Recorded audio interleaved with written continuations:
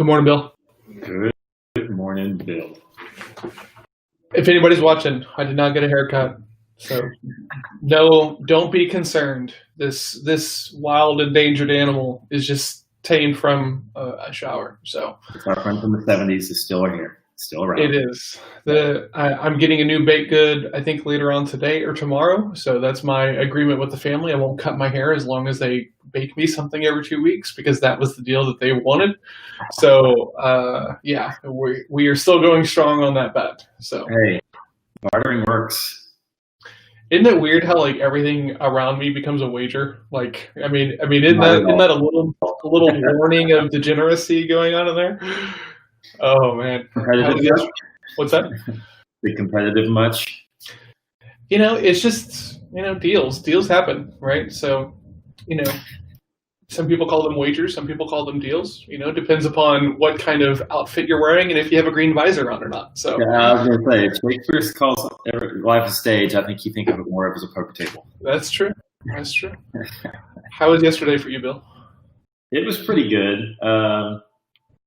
My blocking and tackling did not get done basically at all. I ended up in a couple different conversations that were work, entrepreneurial, people I haven't seen in a while type conversations, and so I got pulled off track. And then there's a friend of mine who I've been working with who's really been struggling to kind of get all put together, and finally kind of had some breakthroughs. So I didn't want to pass that moment by to encourage them, help them out. So I'm a little behind, but you know how we do.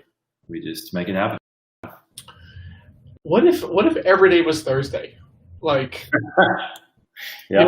like what if it was a 12-week year of all Thursdays, right? Because I feel like Thursday for you and me is where we really are like, okay, let's take a break. How are we doing for the week? What do we need to do? Okay, let's go. And what if every day was Thursday? Yeah, how do we do that? I don't know. I feel like we're talking about 6-minute abs versus 5-minute abs. Step into my office. Why? Because you're fired. 7-minute abs. Wait, let me tell you something. 6. Yeah. So Thursday's the day that you and I make it all happen. I feel like, right? Because we both like to be done early on Fridays as early as we can. Yep. Yeah. Is that the book eventually? Make every day a Thursday. And everyone's like, oh, and then they read it and heads just blown. No, I had a little stab at that last year where I was, I put up a little program called Done at Noon. And I never put wheels on it really. It was an idea. I thought it was a good thought. I was like, hey, what if you could be done at noon? You could have everything you've done noon. I still believe the concept. I believe you could do everything you needed to grow your business by noon. Yeah. But some of us just really like to work past noon. So I was like, here's the thing. I can't believe myself. I can't get behind it. If I wasn't so caught up in trying to get my revenue back to where it was before COVID, I could essentially run my business and be done by maybe not noon, but 2. Right? If I had 3 role play groups all going at the pricing that I want, right? And I was getting 3 people to do projects with me, and I wasn't having to spend so much time prospecting and building authority and doing all this stuff on these platforms. I could easily be done by 2. Yeah, well, I feel like I could if I had everything outsourced or delegated and stuff. I could definitely be done by noon. I don't think it would be a problem because I'd have my groups done. I'd have my one-on-ones done. I'd have them spread out. I've actually done the math. That's how. But I'd have to pay more people than I'm paying right now to do more work, which I absolutely want to do.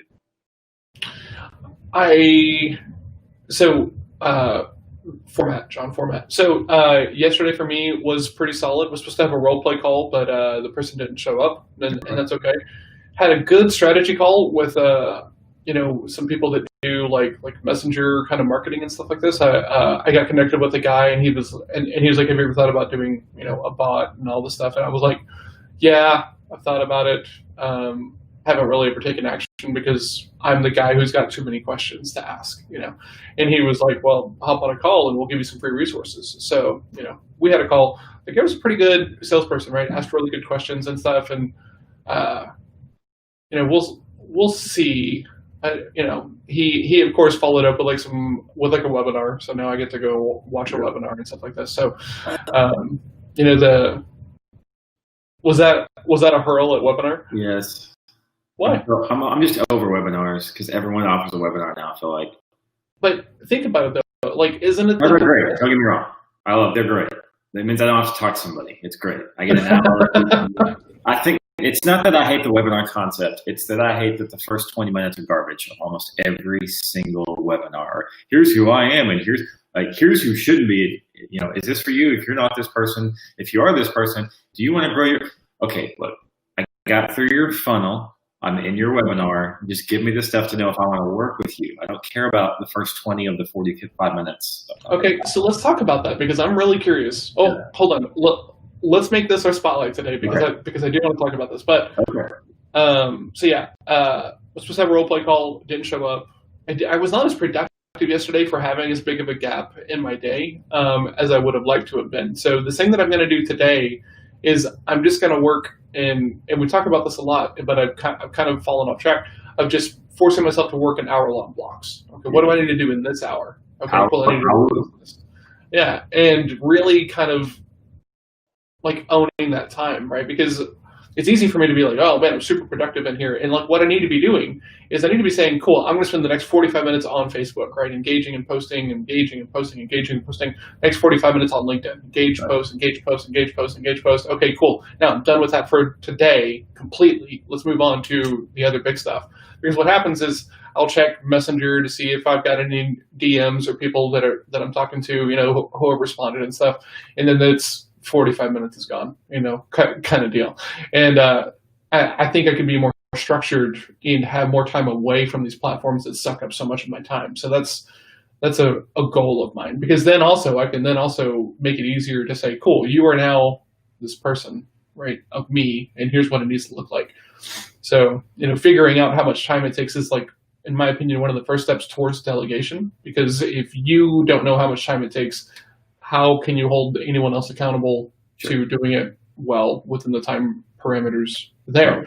So yeah, I'm really trying to like buckle down my exposure to these like social platforms that will just so gleefully suck me in. Yeah, that's a great tip. So if anyone's listening, if you're looking to delegate something, pretend you're the person being delegated to, and think about it. Hey, how much would I think this person should spend? How much time should they spend on this task? Then you go spend that much time on the task and figure out where the gaps are. And I think one of the main things too is you're always going to be a little bit faster and better the first few times you do it because you know the process already. But like that's one of the best tips I've ever been given was, okay, you want to outsource that, go be the hours.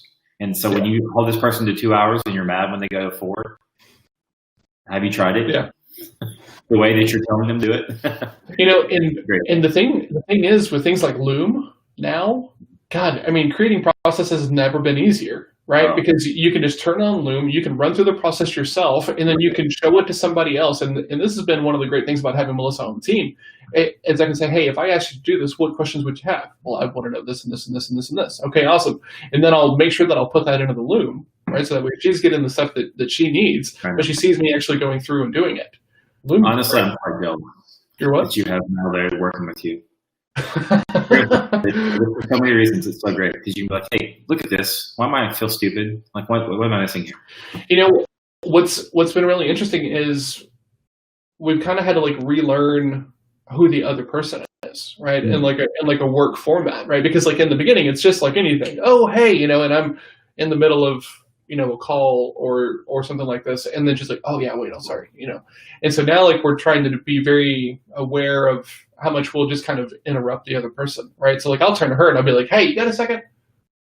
Let me tell you what I'm talking about. And I don't even like listen for the answer. I just start going. and she does the same thing with me, right? And so we're both working on this idea of like, hey, if we're working on something, the other person talks to us, don't just stop what you're doing. Finish it, get to like a stopping point, and then being like, okay, now I can talk to you. Like, yeah, that's interesting. Yeah. And I've never been in offices like that where it was like, no, this has to stop. so yeah, so that's been kind of interesting, kind of learning about each other in like a working relationship. I mean, it's awesome. Like, she's the best. Like helps me out, is always there, supportive, and is also really good at the things that are part of her role, right? I mean, she's like a really good editor, she's a really good writer, pumps out a lot of content, helps me tremendously with that stuff. So yeah, she's the best for sure. Awesome. And then last night we did 2 episodes of the podcast. We got one in the can again, which is nice. A little bit of weight off of the back. We're seeing some traction over there. Last week's episode got maybe 10 more views in 7 days than we normally get. And the episode before that at 14 days was up by about 15 from what we normally see.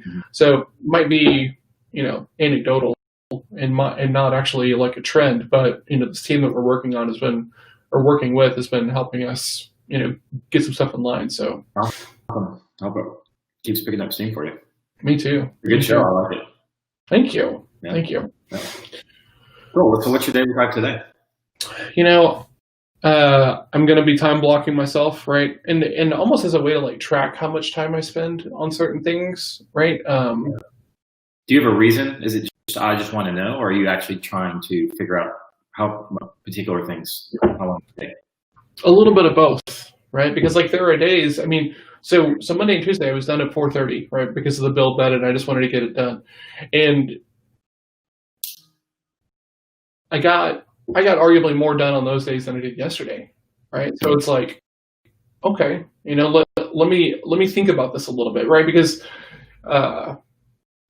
I could be just not using my time very well. Because like the thing is since I work from home and I work for myself, there's this idea that like, well, I can work as much as I want. It's my own thing, right? Even though like I rail against that of like, hey, like don't willingly put yourself into that spot.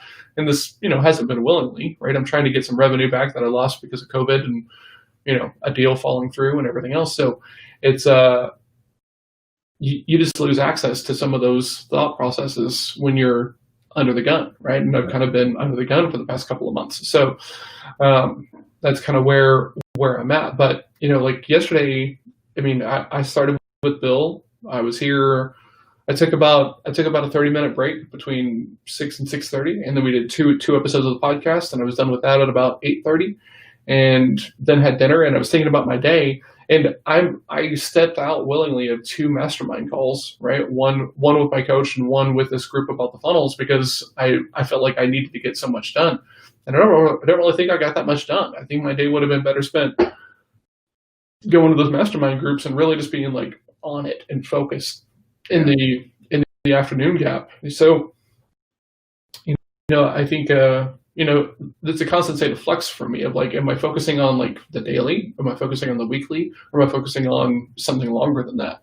Right. So, I'm trying to find that perfect balance of having the access to tracking that daily stuff so that way I can be more productive. So, there for a while, I was planning my days out at the close of each night before, right? Okay, I'm going to try to get this and this and this and this and this and this and this done. And I've kind of moved away from that because I had that one day where like I was like really time blocked and it went so bad. And then I was like, whoa, let's look over here, kind of deal. So yeah, but I need to get back into the idea of planning the day, but maybe not being so rigid that like every 45-minute thing is accounted for, right? I think that focusing on the hours will be the good sweet. Yeah. I think so. Like there has to be a style day for everyone, but everyone can benefit from time blocking, I think. But I think what's fine, most people are somewhere in the middle where they know what their kind of big 3 are for the day, and they plan very specific work periods. That way, they know they get the right things done, that they can move around stuff that happens in the day and blows up on them. They can feel like they're not boxed in for the really creative. But then, like you said, when you go to a T, once one of those gets hung up, or something, the whole rest of the day is wrecked. Yeah, there's just no way around it. So I think that's a good way to think about it.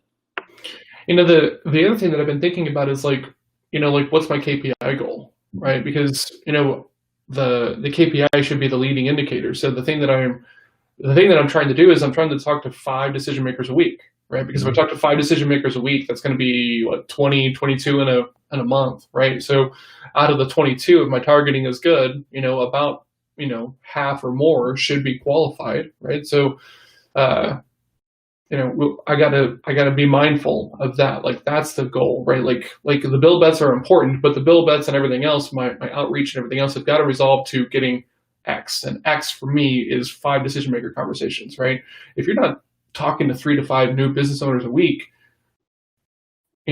are you, how deep is your pipeline really, right? Like, we're making it into we're putting pressure on these conversations because we don't have enough of them. But if you're talking to 3 to 5 decision makers per week in different businesses, you're not going to have a problem because the pipeline is going to be deep and you're going to be moving, right? Momentum is the cure for the paralysis by analysis that comes in sales, right?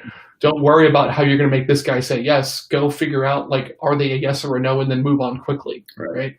Not everybody sees value in what you do, and that's okay. But have the best conversation possible, figure out if there's value alignment, and then go from there. And as soon as there's not, help them make that decision and get clarity on that decision, and then let them go.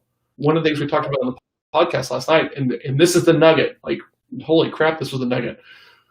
Some of these things we're talking about when to go for no. And in certain roles, you don't have that big of a market, right? So let's say you carry a lot of different products. So you don't really burn a bridge with somebody of like, okay, just tell me no, right? Okay, well, it's a no for today, right? And the thing to remember is, Al sells medical devices, right? So there's not that many surgeons around town. So Al will go in and he'll show them something, and then they're like, yeah, no, I'm good. Okay, cool, right? If the next thing is better, can I come back and show it to you? Absolutely. What does better mean? Right, and then you're having like a real conversation about it. But the really interesting thing is, like, when you can get them to tell you no right then and right there, the next time you want to come back in, they know it's not about the same thing, so they're not going to hide from you, right? Sure. Because think about it, these people who give you a stall, or if they, so this happened to me. I had a really great call with a woman who's like building a business, and I role played her stuff, and I talked about how to like scale it down so that way you've got like a nice tight offering on the front end. And we had a really great call. And then she was so bought in. And, she's like, hey, like I want to hear about your role play groups. How much do they cost and everything else? So I told her, and then she was like, I'm going to think about it. I've got some other courses and everything else. And I was like, sure, I get it. Right. You got a lot going on. I'm sure, I'm curious. You talked about this part being really uncomfortable for you and this and this and this. Is it really the courses? And she was like, what do you mean? And I was like, well, I'm going to make an assumption here and ask you a question. How much of your reason to wait was based upon the financial side of it? And she goes, 90% of it. I was like, okay, what does it need to be at for it not to stop you? And, we kind of like went back and forth and everything else like this because, I want to help people, right? And, these role play groups are meant to be one of my lower value levels, right? Of like, hey, let's just get started, right? And a lot of people don't understand the value of like this constantly reinforcing these things, right? The constant practice of it, right? But like, if you don't drive for 2 weeks and you get in the you get in the vehicle, it's a little rusty, right? Because like I'm not driving very much, and every time I get in the Forerunner, I'm like, oh, it's not as smooth as it was, right? If you don't train, it falls away. So yeah. But when you can get closure around that thing of like, cool, like let's leave this. When I reach out to that person again, it doesn't even register as, oh my God, I need to avoid this person, because I gave them a no and they were okay with the no. So they don't hide from you. So it actually opens the door open a little bit easier for the next time when you have something to like offer and value and stuff like this. Well, it's more of an ongoing conversation, Phil, than it is a sales call that ended with a no. It's like, okay, yeah, cool. So this doesn't work out today, and we got permission to chat some more later on. So I'll chat with you later. Absolutely, right. It's a great, easy thing to do. Makes sense. Yeah, right. And it's just because you're not trying to force them into hope. Right. So, or you're not relying on hope of like, oh, just wait, just think about it. You'll come back. Nobody wants to talk to you whenever you're just so absolutely certain that their no is incorrect. Right. Right. Like, why would they want to come back and talk to you more? They don't. So don't do that. I think that's a good life lesson, not just a good sales lesson. Don't do that to people. Yeah. Come around. I had a lady do that, because I'm in my 40s, and this lady's like maybe 5 years older than me. She was like, "Oh, you'll get there, honey. It's okay. You'll figure it out." Mm-hmm. I'm like, "Not with you." And what's funny is like I end up doing that a lot with Alice, right? Or somebody I'll be talking to, and I'm like, okay, yeah. But I just try to not be like, "You'll get there eventually," because it is condescending, right? I mean, it's very condescending. It's like they're so looking down their nose at you, like they know something that you don't know, and you're just a little bit less of a person for it. So it's like, oh, I want to be your friend. What do you got today, Bill? I'm actually not only on 2, so I'm heavy into content camp stuff today because I got to do mountains. Honestly, I got to make that happen. So that's my major thing today. And luckily, I don't have many meetings. I only have one meeting, so I get all day to work on that pretty much. And then the other thing is still working on, we'll call it entrepreneur stuff. Want to get my newsletter and my group moved over. So it may be something else now, but still, I would like to send out my newsletter. It'll still be in the old system this week, just because it's Thursday, and I already have it written, but I got to figure out logistics. So that's my 2 big things today, is to get those 2 things done, and then there's a tiny bit of blocking and tackling that I actually need to do that and did not get done yesterday, but that shouldn't take more than probably 30 minutes. Okay, cool. I've got a block here that I'm saving for random stuff. I've got a follow-up with a guy who I role-played with last week. It'll be him and his partner. We had a meeting and a role-play that are supposed to be at the same time. I'll have to move one of them. I'll probably move the role-play. And then a partnership agreement that I've been in for a while. This company helps you pick different like SaaS products that are the right fits for you. And I am listed on their website as a Pipedrive partner. And so they've got a big Pipedrive project in the books, and they want to talk about it. So we're going to have a call about that at 1, and then I don't have anything after 2. So the goal is to get really good amounts of blocking and tackling done between 8 and 10, which is when I have this call, and then would like to get done somewhat early today. Yeah, I was going to say, it sounds like you might be able to do a 4:30 or 5 today if you wanted to. Yeah. That would be pretty awesome. So I'm going to try to get that done. Because all I need to do for my Sherpa or for my BIL bet I need to write my value post and for today and tomorrow and a Sherpa, and then I'll be good because I've already done 2 4:30s. Okay. Awesome. On it, man. Trying. Love it. Love it. So. All right, Bill. Well, let's go get done. Yeah, man. Early today. Absolutely. Okay. All right, man. I'll